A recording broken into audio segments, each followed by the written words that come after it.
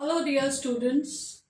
In the last lecture we have seen the definition of direct product of two groups, and we also saw what was the identity element in the direct product as well as inverse of every element.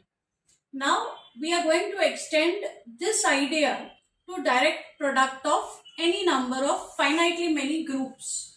So suppose I have n groups denoted by G1, G2, Gn, and I look at their Cartesian product G1 cross G2 cross Gn, which we denote by this notation. This stands for product Gi, and this set will contain all ordered n tuples of elements where the ith element comes from the group Gi. So basically it will have elements like n tuples where the first element comes from the group G1, second element comes from the group G2, and so on. So if I take any two elements in this new set that we have defined, on this set we define an operation star as elements of this set are going to be ordered n tuples, and now we are attempting to define a binary operation between these two elements. It is defined as first element combined with the first element, second element combined with the second element, and so on down the line till we come to the last coordinate. Here when I write A1 B1, by A1 B1, what I really mean is A1's, I'll write it as star 1 B1, where star 1 is the binary operation that comes from the group G1. Notice that both the elements A1 as well as B1, since they happen to be first coordinates, both will belong to the group G1. In the group G1, there is a binary operation which is denoted by, which we will denote by star 1. So there is a binary operation in that group. Both the elements are in that group. So when I combine A1 with B1, I will combine them with the operation that is there in the group G1. Likewise, when I write A2, B2, it is understood that both these elements are from the group G2, and therefore, whatever is the operation in that group, I use that operation to combine these two elements. So I denote the operation in the second group by star 2 for the moment, and there is no reason for this operation to be the same as this. So the A1, B1 that you see over here, this has to be obtained by combining the elements A1 and B1 with the operation with the binary operation that is there in the group G1, whereas A2, B2 will be obtained by combining the elements A2 and B2 using the binary operation that is coming from the group G2, and so on. So that's how we define this binary operation. And just like in the last lecture, we proved that with respect to this operation, this set, I had proved it for two groups, and then we laboriously proved all the properties, including the fact that the star is a binary operation. Then we proved the associative property, identity, inverse. In fact, we proved that the identity in this group is going to be E1, E2. So likewise, this set with this operation is also going to be a group. The identity in this group will be the ordered n tuple E1, E2, En, where the element Ei is the identity in the group Gi. Also, we proved that the inverse of any element in G1 cross G2 is A inverse, B inverse. Similarly, out here in G1 cross G2 cross Gn, if I wish to find out the inverse of an element A1, A2, An, inverse of this element with respect to this operation, then all I need to do is A1 inverse, A2 inverse, An inverse. Look at the ordered n tuple where the ith element in this happens to be the inverse of the ith element of the corresponding element here. So that's how we find the inverse. Also, we had remarked in the earlier lecture that if both the groups G1 and G2 are abelian, then their direct product will be abelian. The same works in this case also.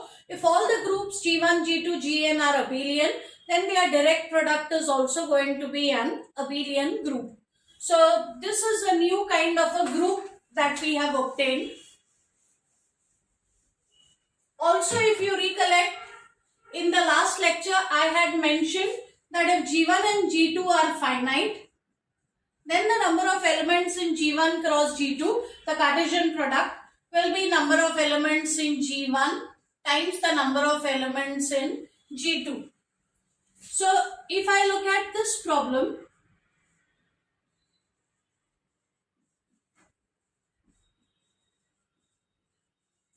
what is the order of the group Z3 cross Z4? It's easy to answer the question if you use this result, provided of course you know what are the number of elements in Z3 and Z4. So the order of this group or the number of elements in this group will be simply the order of Z3 multiplied by the order of Z4. And we know the orders of these two groups. Order of Z3 is 3, order of Z4 is 4. So the order of this direct product will be 3 into 4, that is 12. Okay. So this is the direct product of the groups G1, G2, Gn. Now let's attempt one more problem. Let's try to find all non-trivial proper subgroups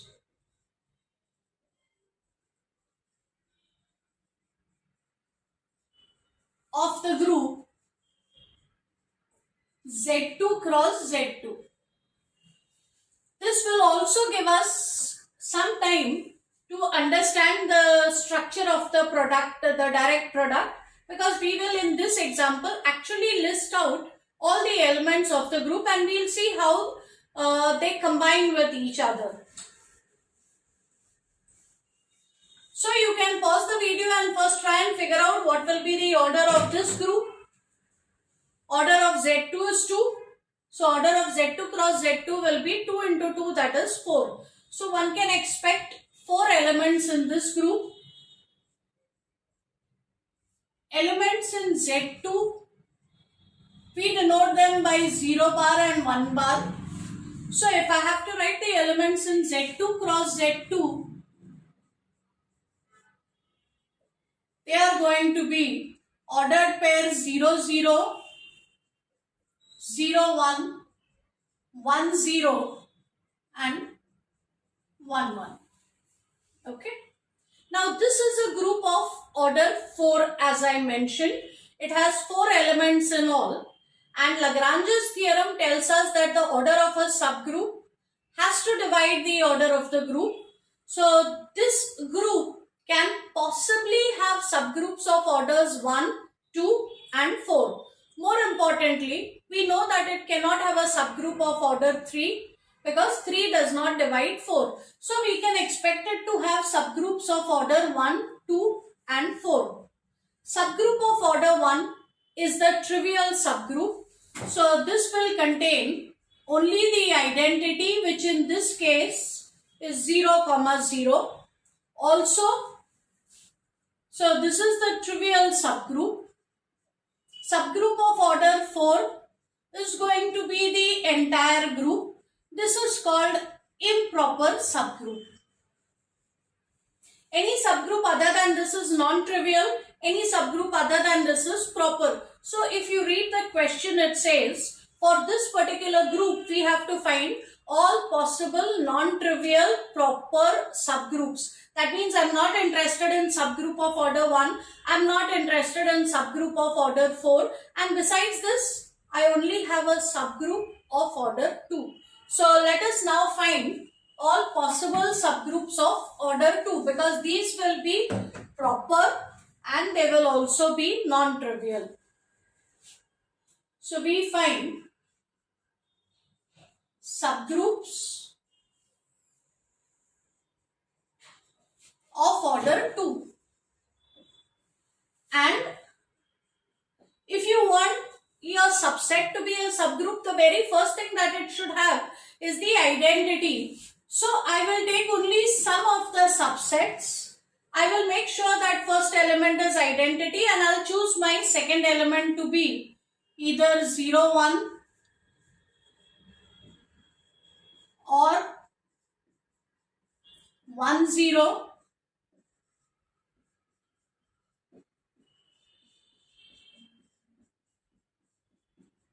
or 1, 1.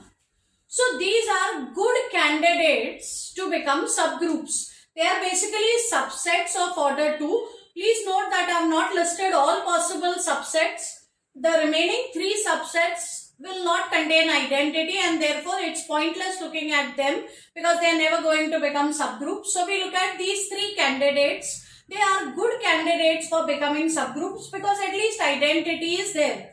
Now let us see whether they actually become subgroups. And for this you need to recall the necessary and sufficient condition for a finite subgroup.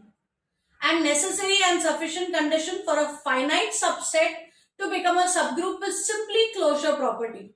So in each of these cases, I will verify the closure property and see whether, if the closure property is satisfied, it will become a subgroup. So for example, let us start with H1.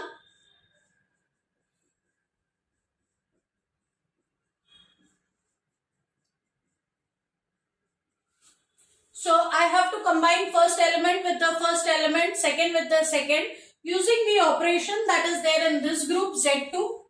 So this will be 0, 0, this will be 0, 1. You can actually work it out and check for yourselves. And 0, 1 with 0, 1 will be 0 plus 0. 1 plus 1 is 2 bar, but in Z2, 2 bar is the same as 0 bar. So this definitely becomes a subgroup because closure property is satisfied. Likewise, you can pause the video and check what happens for this. Okay. Check the closure property, make a similar table and see if it is satisfied. I do believe it will be. So this is a subgroup. This will also work out to be a subgroup. So do complete the calculations. You can work out the details and you can also try this as an exercise. This is in fact going to be a very good exercise. I want you all to find all possible subgroups of this